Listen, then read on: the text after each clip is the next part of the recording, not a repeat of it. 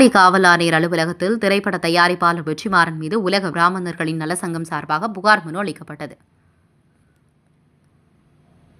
கடந்த சில நாட்களாக கிராஸ் ரூட் பிலிம் கம்பெனி என்ற ஒரு பட தயாரிப்பு நிறுவனம் மூலம் வெற்றிமாறன் தயாரிப்பில் அனுராக் காஷ்யப், வர்ஷா பரத், அமித் திரிவேதி, அஞ்சலி சிவராடா போன்றவர்களின் பங்களிப்பில் வரவுள்ள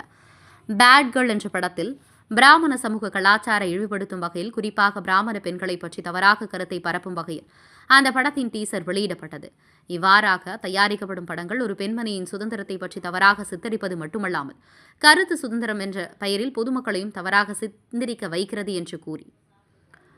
குறிப்பிட்ட சமூகத்தினரின் மீதான வன்மத்தையே காட்டுவதாகவும் ஆவடி காவல் ஆணையர் அவர்கள் சட்டப்படி நடவடிக்கை எடுத்து தடை செய்ய உத்தரவிடும்படி உலக பிராமணர் நலவாழ்வு சங்கத்தின் சார்பாக இயக்குனர் மீது புகார் அளிக்கப்பட்டுள்ளது.